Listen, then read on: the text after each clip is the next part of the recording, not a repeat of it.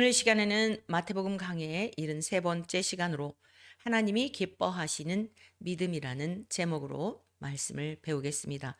본문 말씀은 마태복음 8장 5절에서 13절까지의 말씀입니다.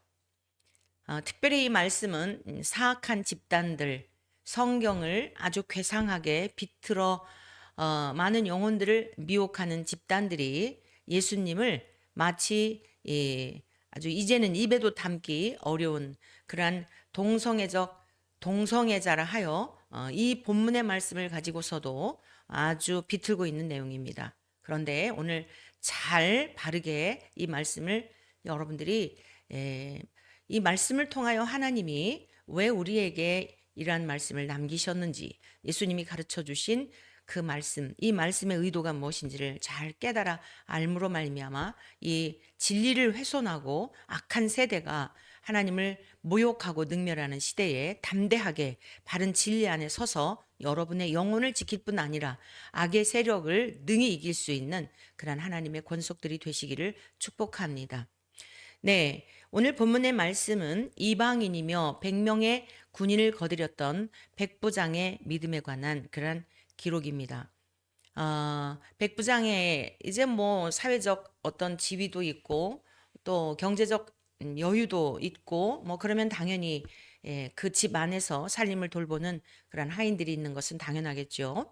그 하인이 중풍병으로 심히 괴로워하고 있는 상황입니다. 그때에 백부장이 예수님께 나와서 그를 고쳐주시도록 요청하는 그런 내용인데, 병행구절인 다른 복음서에는 그 사람이 직접 나오지 않고 그리고 사람을 보내어서 요청한 것으로 누가복음 이런 데는 그렇게 기록되어 있습니다. 그런데 오늘 마태복음에는 이 백부장이 직접 나와서 주님께 요청하는 이런 말씀을 중심하여 이 말씀을 통해서 우리가 주님이 이러한 일을 행하신 의도가 무엇이며 또 주님께서 이 백부장을 그렇게 극찬하셨던 주님의 마음의 의도가 무엇인지, 그리고 오늘 이 시대를 살아가는 우리들이 이 말씀을 통하여 깨달아야 할 것이 무엇인가에 대한 것을 잘 배웠으면 좋겠습니다. 자, 마태복음 8장 7절의 말씀입니다. 이르시되 내가 가서 고쳐주리라. 네, 백부장이 나와서 가버나움에 들어가셨더니 한 백부장이 그 중풍병에 걸린 하인, 매우 고통스러워하는 그 하인을 대신하여 내 주여, 내 하인이 중풍병으로 집에 누워 몹시 괴로워합니다 라고 요청을 한 거죠. 그랬더니 주님이 말씀하신 것이 가서 내가 고쳐주리라 이렇게 말씀하신 거예요. 그랬더니 백부장의 반응입니다. 예수님께 이렇게 고백을 합니다. 8장 8절에서 9절까지인데요. 백부장이 대답하여 이르되 주여 내 집에 들어오심을 나는 감당하지 못하겠사오니 다만 말씀으로만 하옵소서. 말씀으로만 하셔도 낫겠다는 거죠. 그러면서 뭐라 그래요? 그러면 내 하인이 낫겠사옵나이다. 나도 남의 소하에 있는 사람이요 내 아래에도 군사가 있으니 이더러 가라 하면 가고 저더러 오라 하면 오고 내 종더러 이것을 하라 하면 하나이다 라고 고백을 한 겁니다. 여러분, 하나님이 가장 기뻐하시는 것은 무엇일까요? 오늘 주제가 하나님이 기뻐하시는 믿음이라고 하는 주제로 말씀을 배우고 있는데, 하나님이 가장 기뻐하시는 게 무엇일 것 같습니까? 헌금을 많이 드리는 것일까요? 굉장히 중요해요. 왜냐하면 재물은 하나님을 사랑하는 마음, 내 물질이 있는 곳에 내 마음도 있다고 하였기 때문에 굉장히 그건 중요한 겁니다. 뭐 많은 헌금을 드리지 말라 이런 뜻이 아니에요. 내가 이 많은 헌금을 들여서 천국에 갈 것이라고 하는 그러한 자기의 선행을, 어떤 그 선한 행실을 통하여 천국에 갈 것이라고 하는 이것이 잘못되었다는 것이지, 그것은 성경적인 것이 아니다라는 것이지. 우리 주님을 사랑하는데 드려도 목말라 하는 게, 의에 줄이고 목마름이 뭐예요? 주님을 닮고 싶고 주님의 거룩하심처럼 나도 그러한 삶을 살기를 바라고, 주님 앞에 그 사랑받은 은혜에 만분의 일이라도 그 사랑의 빚을 갚기 위하여 무엇인가 몸으로도 물질로도 헌신하고 싶은데 그 마음에 하나님께서 감동하여 주신 것만큼 내가 행할 수 있는 여건이 없을 때 마음이 어렵잖아요. 의에 줄이고 목마른 것은 첫째는 하나님의 거룩하심을 담고 싶고 그 형상을 회복하고 싶은 것은 사실이지만 그 은혜 아래 많은 헌물도 드리고 싶고 봉사도 많이 하고 싶고 멀리 가서 전도도 하고 싶고 뭐 가까운 데 있는 지인들에게도 하고 싶고 이런 마음, 이런 목마름이 다 있는 거예요. 그 안에 다 열매로서 당장 맺혀지지 못하는 안타까움 속에 그런 목마름이 있는 것입니다. 그것이 잘못되었다라고 오해를 하시면 안 됩니다. 그래서 어떤 사람들은 무교회주의자 11조는 왜 드리느냐, 성경에 어디 11조 드리라고 한 게 있느냐, 그런 아주 무지막지한 이야기를 하는데 그건 잘못된 가르침이고 잘못 배운 것입니다. 하나님이 기뻐하시는 것은 어떤 우리의 행위적인 것보다 더 우선 선행적인 원하시는 게 있어요. 그게 뭐냐? 믿음이에요. 히브리서 11장 6절에서 명쾌하게 우리에게 답을 주고 계세요. 믿음이 없이는 하나님을 기쁘시게 하지 못하나니. 하나님께 나아가는 자는 반드시 그가 계신 것과 그가 자기를 찾는 자들에게 상 주시는 이심을 믿어야 할지니라. 하나님은 우리에게 무엇을 요구하시냐면 믿음을 요구하세요. 그런데 이 믿음이 보이시는 분이라고 하면 믿음이 필요가 없겠죠. 하나님은 영이시고 신이신 까닭에 보이지 않는 분이기 때문에 보이는 것처럼 지금 내 앞에 계심에 대한 그 믿음을 가지고 말하는 것, 행동하는 것, 우리의 모든 심사를 생각도 마음도 생각도 우리의 언행, 이 모든 것들을 하나님이 보시는 그 앞에서 사는 것처럼 살아내는 그 대표적인 인물이 누구예요? 에녹이죠. 노아도 그러했죠. 다른 사람이 다 죄를 지을 때 그는 하나님께 은혜를 입었더라. 믿음의 조상 요셉이었죠. 앞서가신 믿음의 선진들의 발자취가 바로 하나님은 보이지 않지만 늘 하나님이 나와 함께 하심에 대한 믿음으로 살아냈던 것입니다. 그래서 하나님은 가장 기뻐하시는 게 뭐냐면 믿음이에요. 자, 그러면 이 믿음 하니까, 저 당연히 믿음 있죠. 아유, 하나님께 가서 예배도 드리고, 뭐 봉사도 하고, 제 믿음이 있으니까 하는 거 아니에요? 그런데 그 많은 1200만에 가까웠던 대한민국의 믿음이 좋았던 대단한 영향력을 미치고, 뭐 성전도 짓는데 뭐 집을 팔아 바쳤다느니, 암병에 걸렸는데 고침을 받았다느니, 그런데 그분들 지금 어디 갔을까요? 다 돌아가셨을까요? 우리 대한민국의 4명 중 1명이 기독인이었을 때가 있습니다. 대단했었죠. 막 믿음이 하늘을 뚫는 것 같았죠. 방언 기도하는 것이 믿음의 척도가 아닙니다. 방언하는 것이 성령을 받았다라고 하는 척도도 아닙니다. 오해하시면 안 돼요. 방언을 못하니까 성령을 못 받았다라고 하는 것도 굉장히 위험한 거예요. 성령은 하나님의 영, 예수 그리스도의 영이신 성령님은 한 인격 속에 함께 연합이 되어 그 근거가 뭐예요? 말씀을 중심해서. 그러니까 여러분들이 말씀 없는 방언, 말씀이 없이 무슨 신비적인 그런 기적을 경험하고 기적을 체험하고 기적을 행하고 굉장히 위험한 거예요. 우리가 앞에 7장에서 배웠잖아요. 귀신을 쫓아내며 병든 자를 고치며 그런데 주님 모르신다는 겁니다. 하나님과 상관없는 믿음인 자들이 많아요. 그럼 하나님이 기뻐하시는 믿음이란 뭘까? 첫 번째, 말씀하시면 그대로 되는 줄을 믿는 믿음이에요. 조금도 의심하지 않는 절대적인 신뢰를 말하는 것입니다. 우리가 하나님을 믿는다. 무엇을 믿는다는 거죠? 말씀을 믿는 거예요. 말씀 자체를 여러분 그 속에 담겨져 있는 물론 이렇게 자꾸 성경이 번역 과정에서 조사가 좀 다르기도 하고 주기도문도 그렇잖아요. 주기도문도 하늘에 계신 우리 아버지여 개역개정에 나와 있는 주기도문하고 이전에 개역 성경 그 개역 그 성경 찬송에 있었던 주기도 문화 이게 다르니까 아주 그냥 혼란스럽죠.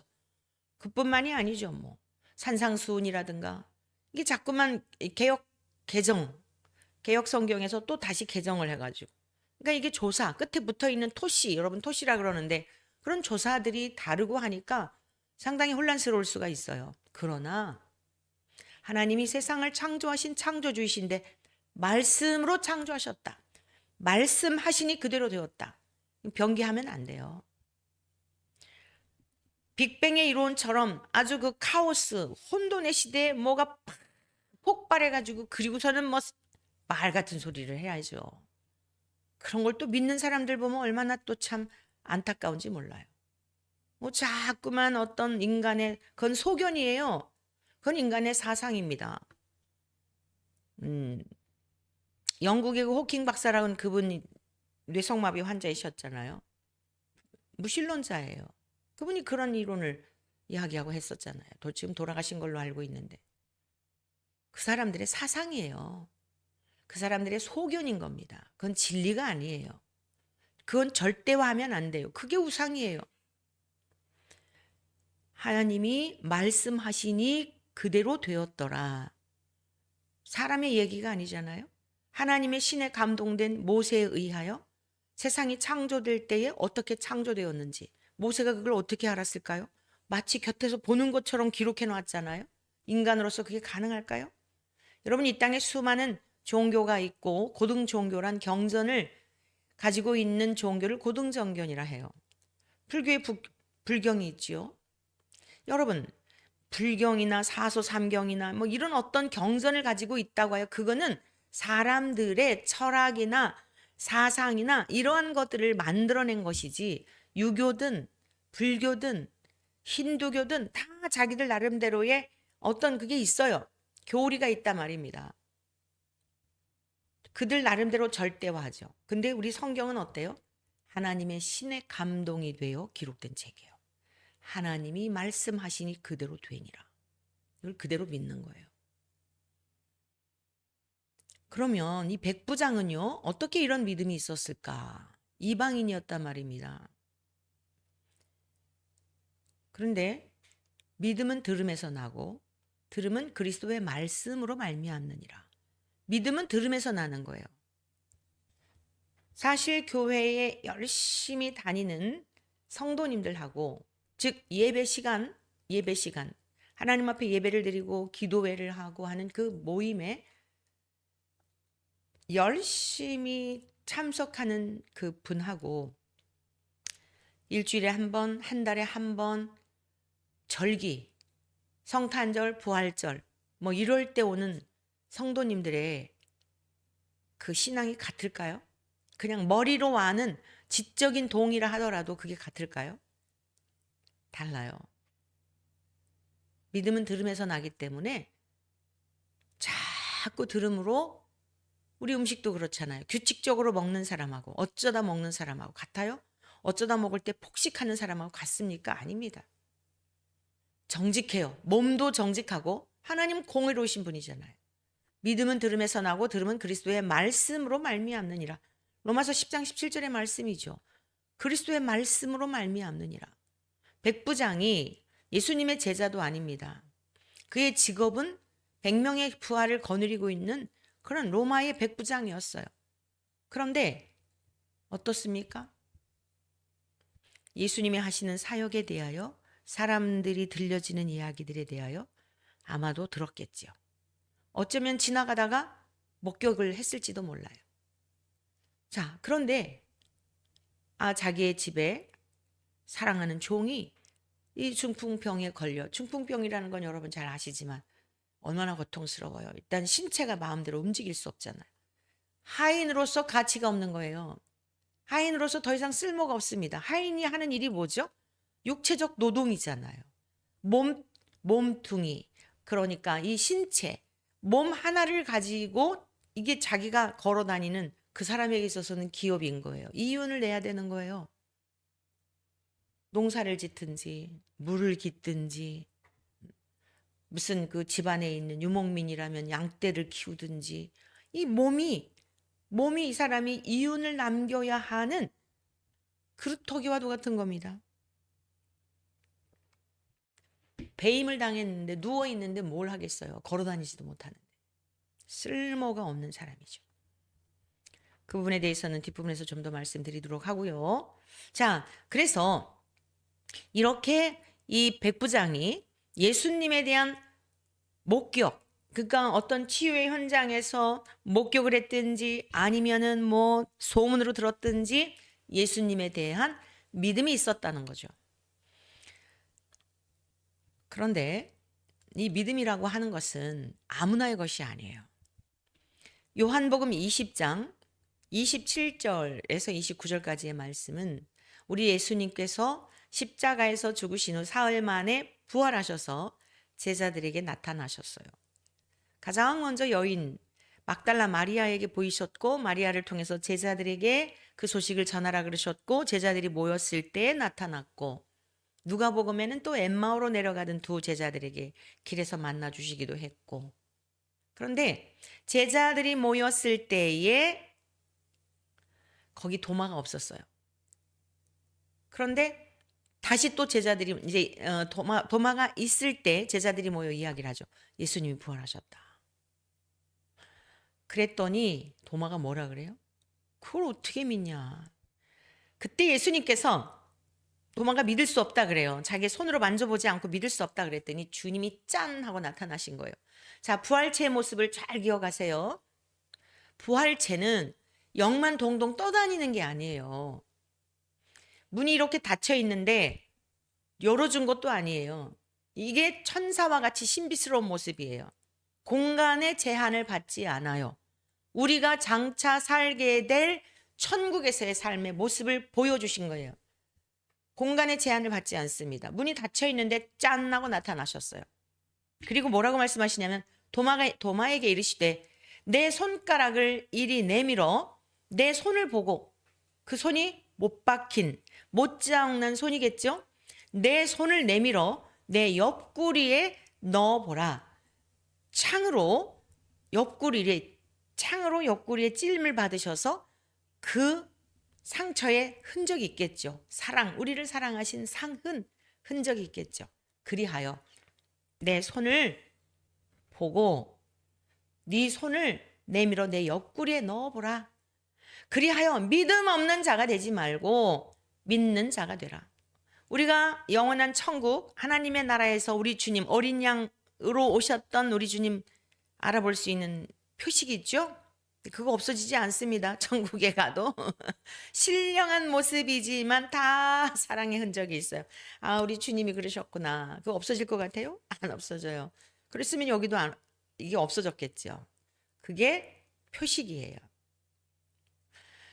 그리고서는 보고서라도 믿어라 이거죠. 믿는 자가 믿음 없는 자가 되고 네가 지금 내가 부활했다는 소식을 듣고서도 못 믿느냐? 그러니 네 손을 내밀어 내 손을 보고 내 손가락을 이리 내밀어 내 손을 보고 내 손을 내밀어 옆구리에 넣어보라. 그래야 믿음 없는 자가 되지 말고 믿는 자가 되라. 도마가 얼마나 놀랬겠어요. 예? 안 계신 줄 알고 이러고 저러고 얘기를 했는데 짠 하고 나타나셔가지고 여러분 도마의 놀라움은 우리들이 늘 그러한 인식을 하며 살아가야 될 거예요. 할렐루야. 근데 안 계시다고 생각하지 않아요. 교회만 계시다고 생각하니까 말도 함부로 하고 행동도 함부로 하고 그러죠. 늘 인식하며 살아야 돼요. 우리가 말을 할 때 주님이 들으신다는 것을 인식하며 여러분 말씀을 들어야 되는 것이에요. 그래서 도마가 화들짝 놀라가지고 나의 주님이시오 나의 하나님이시니다 라고 고백을 합니다. 그랬더니 예수님이 말씀하시기를 너는 나를 본고로 믿느냐? 보지 못하고 믿는 자들은 복되도다 하시니라. 목사님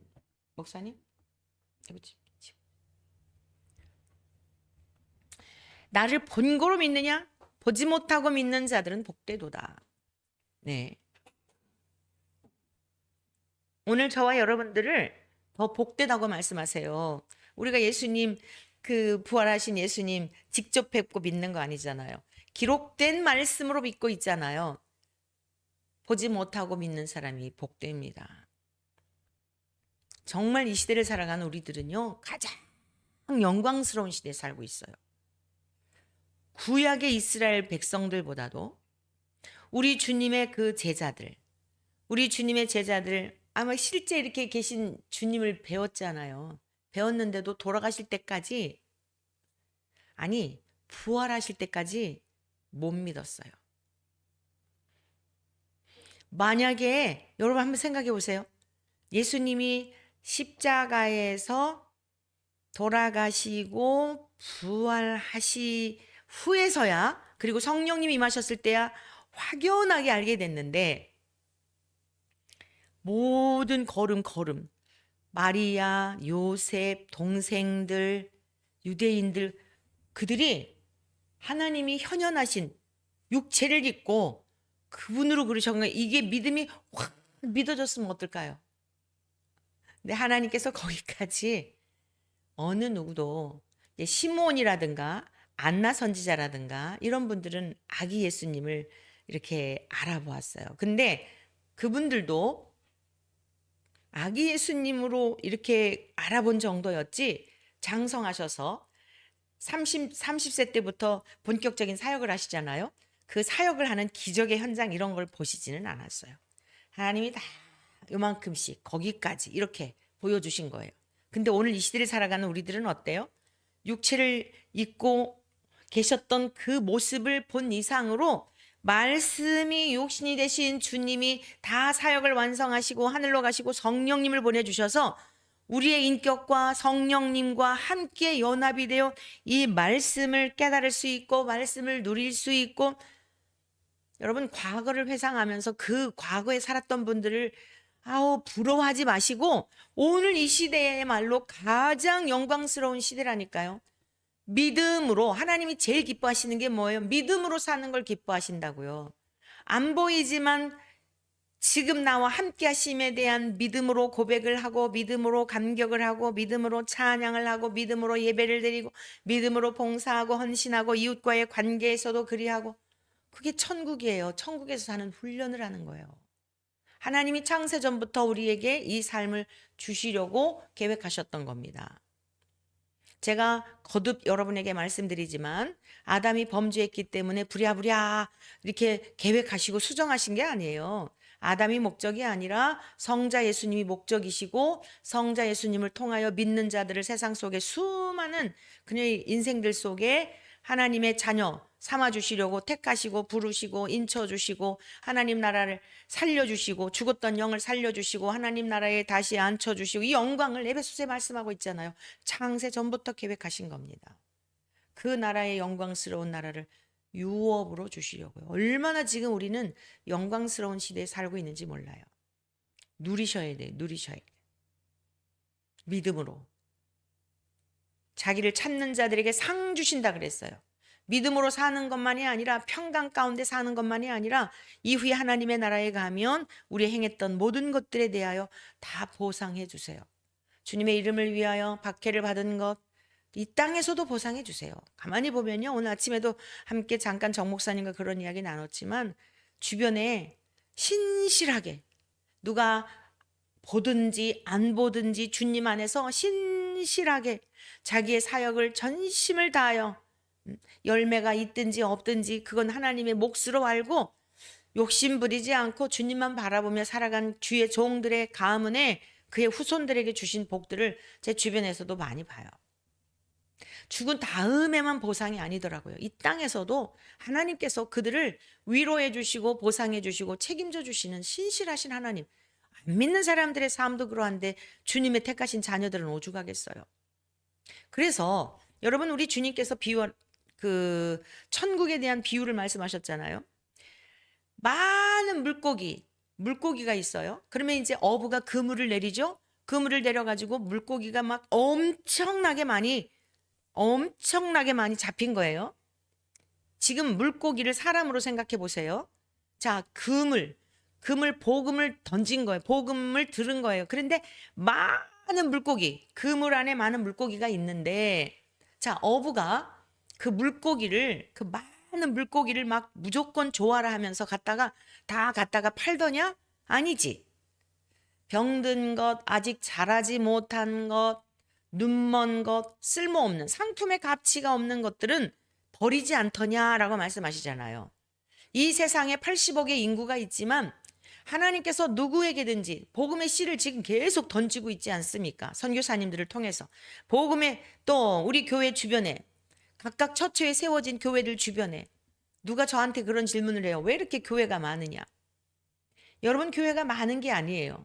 다 보면 뭐 2층, 지하, 뭐 3층, 4층, 6층 작은 교회들이 다 합해도 그 지역에 있는 주민들에 비하여 다 합해도 그 사람들 들어갈 공간 뭐 초등학교 몇 개 정도 될까요?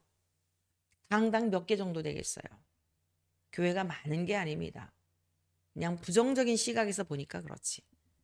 그럼 왜 이렇게 처처에 교회를 세우고 해외 도처에도 그럴까요? 하나님이 그물을 내리신 거예요. 그물을. 복음을 던지신 거예요. 근데 그 안에 다 들어왔는데 거기서 골라내시는 거예요. 상품의 가치를 어부를 통해서 비유로 말씀하신 겁니다. 그래서 교회 다닌다고 다 천국에 가는 게 아니에요. 주여 주여 하는 자마다 다 천국에 가는 게 아니라 귀신도 내쫓고 병자도 고치고 온갖 일들을 행했지만 모른다 그러셨잖아요.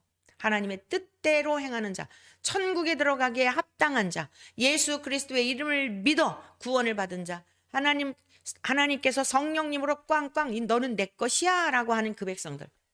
그런데 이 땅에서도 여러분 우리의 삶을 책임져 주시지 않겠어요? 목적지가 여기가 아니고 저 영원한 우리 주님 뵙게 될 그 나라인데, 그러니까 그냥 애지중지 하시면서 그러는 거예요. 그럼 왜 이렇게 삶이 힘들고 열심히 살고자 하는 분들은 그냥 고난이 많고 이럴까요? 넉넉하게 주면 의지를 안 해요. 내 자녀들이, 하나님의 자녀들이 그것 때문에 그거 갖고 노느라고. 그러니까 나만 바라봐 그러면서 이스라엘 백성들 40년 동안 훈련하신 게 그래서 그랬던 겁니다. 여러분 이걸 잘 기억하세요. 신앙생활을 잘 하는데 왜 내 삶이 편치도 않고 이렇게 맨날 이러지? 걱정하지 마세요. 하나님의 기가 막힌 방법으로 먹이시고 입히시고 책임져 주시고, 그리고 어느 순간이 되면 깜짝 놀랄 정도로 와 진짜 하나님 대단하세요 하는 사건들도 열어 보이세요. 하나님을 기대하시기 바래요. 그리 아니하셔도. 다니엘과 그의 세 친구들이 사자굴 속에 던져질 때 그리 아니하실지라도 뭐라 그랬어요? 그리 아니하실지라도 하나님을 경외하는 이 믿음, 하나님은 이 믿음을 기뻐하시는 겁니다. 백부장에게 있어 우리 예수님이 그 믿음을 보신 겁니다. 와, 어떠한 자들이 되어야겠습니까? 마태복음 8장 10절에서 12절 말씀 보시겠습니다. 예수께서 들으시고 놀랍게 여겨 따르는 자들에게 이르시되 내가 진실로 너희에게 이르노니 이스라엘 중 아무에게서도 이만한 믿음을 보지 못하였노라. 또 너희에게 이르노니 동서로부터 많은 사람이 이르러 아브라함과 이삭과 야곱과 함께 천국에 앉으려니와 그 나라의 본 자손들은 바깥 어두운 데 쫓겨나 거기서 울며 이를 갈게 되리라. 백부장에게 주님께서 내가 가서 고쳐줄게 그랬더니 아니에요 주님, 저희 집에 오심을 감당할 수 없어요. 말씀만 해주세요. 우리 집에도 이 일하는 자들이 있는데 가라 하면 가고 오라 하면 옵니다. 아니 이게 인간인 저도 하인들을 향하여서 가라 하면 가고 오라 하면 오는데 아니 주님이 어떻게 저희 집에 오십니까? 감당할 수 없습니다. 오시지 마세요. 주님이 너무너무 감격하신 거예요. 그래서 그의 고백을 들으시고 놀랍게 여기셨다 그러는 거예요. 왜요? 내가 진실로 너에게 이르노니 이스라엘 중 아무에게서도. 이스라엘은 어떤 사람들이에요? 선지자를 통해 율법을 주셨잖아요. 많은 기적을 보여주셨잖아요. 선조들을 통해 어떠한 역사들이 있었는지 출애굽 사건을 통하여서 가나안 땅 정복 과정을 통하여서 이스라엘의 역사를 통하여 얼마나 하나님께서, 왕정시대는 또 어때요? 그 소수를 가지고 그냥 주변에 있는 강대국들을 다윗 왕을 세우시고 무너뜨리고 솔로몬 왕을 통해서 막 그냥 이 역사를 다 꿰뚫고 있는 유대인들, 종교 지도자들, 그 역사를 이루신 분이 지금 땅에 오셨는데도 못 알아보는데 아니, 이 사람은 날 때부터 무슨 유대인도 아니고 하나님에 대해 듣고 자란 것도 아닌데 너무 기가 막힌 거예요. 어떻게 이런 믿음을 가질 수가 있지? 할렐루야. 저와 여러분들이 주님을 감격하게 드릴 수 있는 믿음으로 충만하시기를 축복합니다. 다른 거 소망하지 마시고 주님이 보시고 감격스러워서 스바냐 3장 17절의 말씀과 같이 그냥 기쁨을 이기지 못하여 할 수 있는 이 믿음. 유대인들은 어땠어요? 가장 먼저 알아보았어야 할 유대인들은 형식주의에 빠져 있었죠. 율법주의에 빠져 있었죠. 자기들의 의가 딱 그냥 의에 갇혀 있다가 보니까 전혀 예수님이 보이지 않은 거예요. 말씀이 들리지 않은 거예요. 이 성경, 그들에게 있었던 구약의 말씀 가지고서도 이미 다 예언된 내용이기 때문에 이 해답서를 가지고 주님이 하시는 일을 보면 아, 우리 선조들을 통해 선지자들을 통해 예언된 분이 오셨네. 어머나 우리 주님이 와 하나님이 약속하신 메시아가 오셨네 이러고 감격했어야죠. 근데 어느 누구도 알아보지 못한 거예요. 근데 이 백부장이 이방인인 백부장이 자기의 직업과 함께 그걸 이렇게 연결해 가지고 깨닫는 걸 보고 고백하는 걸 보고 주님 얼마나 감격하셨겠습니까? 그는 말씀하시면 되는 줄 믿는 믿음, 존재적인 인격적인 그런 믿음으로 주님을 대우해 드렸던 것입니다. 두 번째, 이 백부장은 어찌하여 이렇게 하나님께 기쁨을 올려드리는 그러한 믿음의 사람이었을까요? 영혼을 사랑하는 마음을 가졌어요. 생명을 귀중히 여기는 마음을 가졌어요. 성경 전체의 가르침이 뭐죠? 하나님 사랑, 이웃 사랑이에요.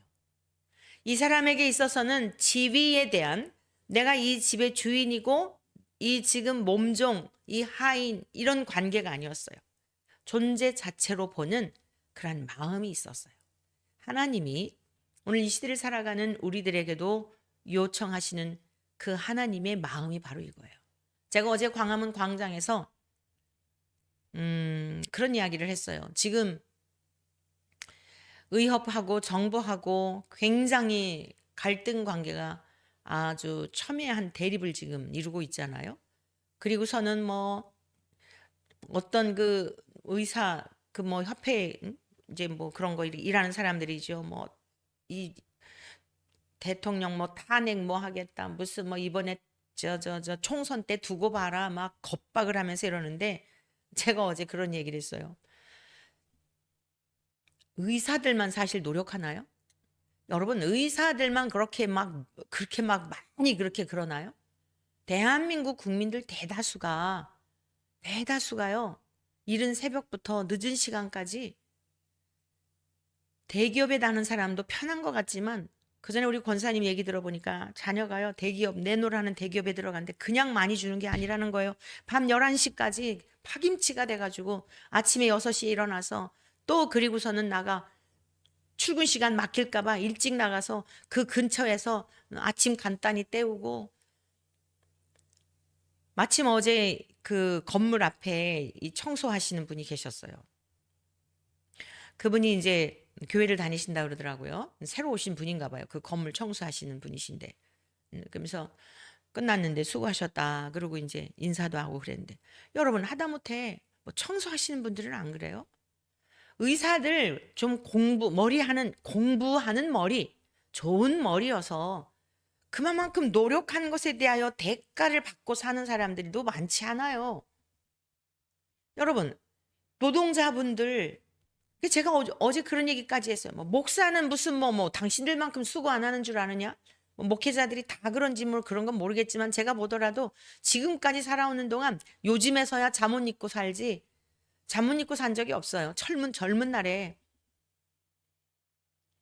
치열하게 정말 살았어요. 뭐 새벽 2시든 뭐든 뭐 성도님들 어려운 일 있으면은 병원 쫓아가고 뭐 하면은 알았다고 교회 내려와라 기도해주고 뭐 의사들만 그런 사실 따지고 얘기하면 늘상 그들은 육신에 배운 걸로 하지만 목회자는 영적인 이들의 영혼에 관한 거기 때문에 늘 24시간 자면서도 편히 잘 수가 없어요. 영적으로 하나님과의 관계 닷줄 놓쳐버리면 헛소리 할까 봐서 하여간 저는 그래요. 잠을 잘 때도 늘 긴장 속에 무의식 세계 들어갈 때까지 물론 누림이 있죠. 주님 안에서 기쁘고 감사한 마음으로 주님과 교제하면서 잠들기는 하지만 거의 늘 긴장의 닷줄을 놓칠 수가 없습니다. 게을러질까봐 영적으로 설거지를 하면서도 제가 보통 세네 가지를 한다니까요. 세네 가지를 항상 세네 가지를 설거지하는 이 시간에 내가 목사인데 책상에 앉아서 하나님 말씀을 내가 연구해야 되는데 여성이기 때문에 엄마이기 때문에 아내이기 때문에 자리가 있으니까 이 일을 하면서도 목사의 그 직위에 대한 것을 내가 놓치지 않기 위해서 어떻게 해서든지 내 생각이 하나님께로 향하도록 모든 범사에 그러는 거예요. 정말 어젠 너무 답답해가지고 그런 이야기까지 했어요. 당신들만 수고하냐? 당신들만 뭐 몇십 시간씩 일하냐? 근데 목회자의 삶이 어떻죠? 그들하고 비교가 안 돼요. 저도 어떤 땐 그런 생각 해봤어요. 야, 내 인생을 이렇게 정열적으로 한 가지 일을 위해서 한 영혼이라도 그 영혼을 천국 보내려고 아이가 됐든 장애를 입었든 정신이 문제가 있든 이 영혼들에게 전심을 다해 의사도 못 고치는 그러한 실제로 그랬어요. 정신과 의사도 고치지 못하는 그러한 뭐 환청 들리고 환영을 보고 막 돌아다니는 그런 사람 즉시로 말씀을 통해 고친 예들도 있어요. 손꼽을만 하긴 하지만은 약을 먹어도 안 되고 별짓을 다 해도 안 되는데 말씀으로 고쳐주는데 야, 그때도 그런 생각 해봤어요. 아니 그때 그런 게 아니라 어떨 때 그런 생각 해보는 거예요. 이 열정과 이 열심과 전력 질주하는 이걸 가지고 하나를 바라보며 사실 근데 대가가 어떻죠? 육신적인 대가가 어떠냐고요. 존경심은 어떻죠? 세상으로부터 업수 여기잖아요. 목사를 존경해 주는 그런 교우들이나 그것도 그렇지. 자기들 어찌됐건 그래도 존경 최고의 엘리트 그룹으로 그러지. 이번에 알았는데요. 의사 선생님들은요. 대출을 기본적으로 의사 선생님인 그것만 하면 대출을 기본적으로 4억을 기본으로 대출 받을 수 있대요. 아주 금리도 아주 저리로. 저는요, 대출 받으러 가잖아요. 대출 받을 수도 없어요. 왠 줄 아세요? 없어요. 여러 가지가. 직업난에도 안 나와요, 거기. 그런데도 주님 바라보며 한 영을 살리려고 그러고 이러고 살아와요. 그럼 목사만 또 그래요? 그죠? 페인트 칠하는 분들, 건설업자. 너무너무 정말 답답하더라고요, 좀. 이 세상에서 나를 다 알아주세요 하면 살 수 없는 거예요. 가정에서도 그렇고. 그럼 좀 최소한 의사들이 있어야 될 자리에서 환자들을 생각하며 내가 떠나가면 이 환자가 어떻게 될까? 그 사람들은 그들에게 있어 의사 선생님이 신이거든요. 환자에게서 의사 선생님이 절대자예요. 가운만 봐도 안심이 된다고요. 근데 어떻게 그 환자들을 버리고 그러고 가죠? 전 정말 너무 실망해요. 굉장히 저는 의사들을 존경하고 제가 말씀드렸지만은 특히 전공의들 야 대단하다. 야 아무것도 아니구나. 나 참 부끄럽다. 나는 얼마나 목사로서 육체가 아니라 영혼까지 살리는 이런 직임을 하나님이 주셨는데 내가 얼마나 성실한가. 난 병원에 있으면서 회개하는 시간 많이 가졌어요. 말씀에 대해서 얼마나 내가 더 연구하고 얼마나 하나님의 말씀에 대하여 하나님 앞에서 신실하게 성실하게 영혼들을 돌보나 하면서 진짜 병원에 있을 때 김 목사님 돌아가시기 전 한 달 동안 중환자실에 계시고 일반 병실에 가서 그러고 몇 개월 동안 있고 하면서 굉장히 의사 선생님들에 대해서 생각을 바꿨어요. 너무너무 존경했어요. 저는 이제 어머니가 우리는 원래 병원을 잘 안 데리고 다니셨어요. 어렸을 적 병원 간 추억이 없어요. 16살 때 맹장 수술한 거밖에는 병원 간 추억이 없어요. 그냥 어머니가 기도해 주면 나았어요. 그런데 진짜 의사 선생님들이 수고가 많구나. 의사 선생님들이 정말 필요하구나. 이번에 너무너무 마음이 많이 정말 어려워요. 오늘 백 부장은 어떻죠? 자기의 그런 신분에서 갖다 버려도 괜찮아요. 쓸모가 없어졌어요. 자기의 지위 자체가 쓸모가 없는 중풍병자 뭐가 필요해요. 갖다 버려도 되는데 누구에게 부탁한다는 게요. 굉장히 자존심 상하는 겁니다. 여러분 우리가 살면서 아쉬운 소리 하는 것 그게 뭐냐면 나의 모든 걸 내려놓는 거예요. 이분에게 있어서 주님은 지금 너무 뜻밖의 막 감동받으셔가지고 이러지만 이게 말하자면은 이 백부장에 있어서는 이 예수님에게 가서 막 사정하는 거예요. 응? 읍수하면서 좀 도와달라고. 굉장히 자존심 상하는 일입니다. 그런데 너무 뜻밖의 반응을 주님이 보이시는 거예요. 사랑의 마음이 있었던 거예요. 사랑의 마음. 근데 요놈의 이 퀴어 신학이니 뭔 괴상한 신학하는 인간들, 아주 사악한 인간들은 글쎄 이 백부장하고 화인하고 중풍병자 화인하고 무슨 뭐 동성애 관계였는데 예수님이 집에 오시면 삼각관계 될까 봐 그렇다라고 이 본문을 가지고 그렇게 해석을 해요. 여러분 그러니 가만히 있을 수 있어요? 예? 가만히 있는 게 이상한 거죠. 이 주님의 이름을 모욕을 하고 하나님의 이 신성하고 거룩하신 이 사역들에 대한 것을 그렇게 진짜 하나님이 자비하세요. 그 인간들을 그냥 당장 벼락불이 내려줘도 할 말이 없는데 하나님이 참 길이 참고 인내하시면서 그 수모를 당하시면서 십자가에서 끝까지 내려오시지 않은 것처럼 그러시는 거 보면 정말 하나님을 찬양하지 않을 수가 없어요. 그들은 능멸하지만 저는 주님을 더 찬양할 수밖에 없어요. 하나님의 인자하심과 길이 참으심과 선하심을 찬양할 수밖에 없는 겁니다. 오늘 우리가 이 말씀을 통해서 꼭 기억하셔야 될 게 뭐냐. 백부장의 입장에서는 굉장히 자존심 상하는 사건이었다는 겁니다. 여러분. 심령이 가난한 거예요. 심령이 가난한 거. 이게 내가 사회적인 지위가 있고 군인으로서의 힘이 있는 것 같지만 아무것도 아니구나. 나를 위해서 수고했던 우리 하인, 우리 식솔들을 위해서 봉사했던 이가 누워있는 걸 보니 아무것도 해줄 게 없는 거예요. 진짜 내 힘이 아무것도 아니구나. 자기의 직업을 통해서 자기의 무능함을 이 마음은 있지만 그 마음대로 행할 수 없는 그 인간의 한계를 절저하게 느낀 겁니다. 이게 심령이 가난한 상태예요. 공개적으로 자기의 연약함을 고백한 거예요. 도와달라고. 나는 아무것도 할 수 없다고. 여러분 이게 지금 성경이 각각이 아니라니까요. 못 알아들으니까 우리가 못 알아들으니까 이런 사례 저런 사례 해가지고 주님이 보여주시고 그런 거지. 지금 산상수훈이 딱 끝나고 나서 앞부분에 무엇이었어요? 어제 배웠던 말씀이 뭐죠? 문둥병자를 고쳐줬더니 그 고침받은 것만 갖고 그냥 룰루라 간 거예요. 너 정말 하나님 앞에 이 은혜를 안다면 제사장에게 찾아가서 확증을 얻어. 하나님의 말씀을 기억해. 네가 지금 이게 고침받았다고 그 축제할 때가 아니야. 사람이 고칠 수 없는 이 병을 고친 성육신 하신 하나님의 아들, 내가 너를 위해서 왔는데 가서 하나님의 말씀을 무엇이라 했는지를 절차가 복잡한 것 같지만 그 과정을 통해 너가 하나님을 경외하는 그 법을 배워야 해 라고 했던 거예요. 그런데 가가지고 그냥 동네방네 떠들면서 예수님이 더 이상 아직 때도 이르지 않았는데 사역하실 수 없는 방해거리가 되었잖아요. 그 지금 두 번째 기적이에요. 마태는 이렇게 지금 나름대로의 의도가 있다고 이런 배열을 한 이유가.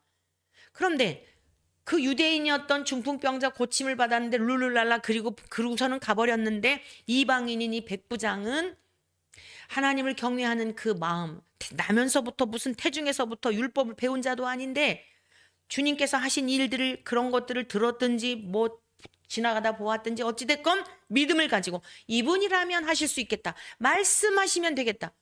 그러니까 주님이 너무너무 감동이 되신 거예요. 그리고 영혼을 사랑하는 마음에도 너무 감동이 되신 거예요. 갖다 내버려도 시원찮을 그러한 종인데도 불구하고 하나님 사랑, 이웃 사랑 그 말씀을 살아내고 있는 거예요. 모르는데도. 그게 은혜죠. 자, 세 번째 7절에서 9절입니다. 우리가 보았던 말씀인데 다시 한번 봅니다. 이르시되 내가 가서 고쳐주리라. 백부장이 대답하여 이르되 주여 내 집에 들어오심을 나는 감당하지 못하겠사오니 다만 말씀으로만 하옵소서. 그러면 내 하인이 낫겠사옵나이다. 예수님의 위대하심을, 예수님을 감히 모셔드릴 수 없는 정말 겸손한, 주님이 정말 그 집에 들어가실 수밖에 없는 감격스러운 이러한 은혜를 입은 거예요. 노아가 하나님께 은혜를 입었듯이 사실 백부장도 하나님의 은혜를 입은 겁니다. 참 신비스러워요. 하나님의 세계가. 우리가 하나님의 세계를 감히 다 측량할 수가 없어요. 다만 우리가 경험할 수 있는 것, 우리가 깨달을 수 있는 것, 정말 하나님의 사랑은 무한하시다. 지극하시다. 자, 결과적으로 어떻게 되었죠? 한 영혼을, 쓸모없는 인생을 하나님의 놀라운 도구로, 성육신하신 예수님이 하나님을 나타내심에 대한 도구로 쓰임받는 존재로, 자기도 존귀한 자가 되었지만 이 하인도, 여러분 이 하인의 이야기는 뒷이야기가 없잖아요. 백부장 이야기만 있지. 이 가정이 어땠을까요? 그 감격이 어땠을까요? 백부장의 이 신실한 믿음, 주님께서 칭찬하실 만한 이 믿음, 그 믿음으로 인하여 살아난 하인은 또 어땠을까요? 얼마나 지극한 마음으로 하나님을 경외했을지. 여러분 뭐 하인은 자기의 그게 없잖아요. 주인이 그러한데 하인이 무슨 잘난 척하며 이랬겠어요? 네, 한 영혼을 살리게 되고 또 예수님에게 극찬을 받는 존재가 되었어요. 가라. 13절 가라. 내 믿은 대로 될지어다 하시니 그 즉시 하인이 나으니라.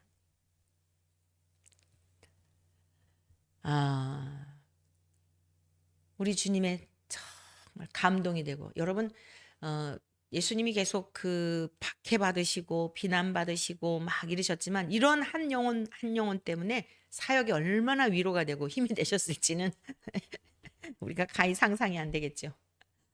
네, 제가 가끔 얘기하는데 성도님들 중에 말귀를 알아듣는 성도님을 만나면 애가 되든지 뭐 무슨 청소년이 되는 어른이 되든 노인이시든지 너무너무 위로가 되고 목회에 큰 보람이에요. 이 복음의 진리, 진수를 알아듣는 분을 만나는 것보다 목회 현장에서 귀한 복이 없어요.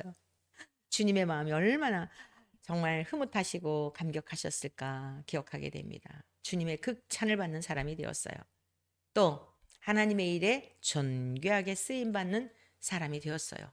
그러니까 우리가 무엇을 막 기적을 일으키고 뭐 이게 아니라, 그리고 이분에 대한 이 백부장에 대한 이야기가 누가복음에는 좀 더 상세하게 기록되었어요. 이 지금 하인 고쳐달라고 왔지만 그가 유대인들을 위해서 선한 일들을 많이 했던 기록에 대한 것도 있습니다. 오늘은 마태복음 중심에서 하기 때문에 그냥 이 정도만 하겠습니다. 하나님의 일이 뭐죠? 예수님이 하나님의 일을 위해서 오셨잖아요. 하나님의 뜻을 이루기 위해서 오셨잖아요. 영생과 부활을 주시려고 예수님이 하나님과 동일한 분이심을 드러내시는 그 일에 쓰임 받은 것이에요. 얼마나 놀라운, 알만한 사람들은 알지 못하고 믿을 만한 사람들은 믿지 못했는데 전혀 뜻밖의 이방인이었던, 그리고 또 세상적으로도 힘을 가진 자였던 그가 겸손한 마음으로 주님 앞에 나와 정말 주님의 기쁨이 되고 자랑이 되고 복음서에 기록할 만큼 이스라엘 중에 이만한 믿음을 보지 못했다라고 칭찬하실 만큼 귀한 사람이 되었습니다. 오늘 하나님께서 우리 모두에게도 이 은혜를 부어주시기를 간절히 소망합니다. 패역하고 하나님의 말씀을 훼손하고 거룩하신 성삼위 하나님의 이름을 방자한 인생들이 모욕하는 시대에 살고 있지만, 그럴수록 저와 여러분들은 더욱 성삼위 하나님의 이름을 높여드리고 그 이름도 함부로 하지 말고 우리의 삶 속에서 늘 주님이 함께 하심에 대한 믿음의 고백과 삶으로 살아내는 저와 여러분들이 되어 이 시대에 주님이 칭찬하실 만한, 하나님이 기뻐하시는 그런 우리 모두 되었으면 참으로 좋겠습니다.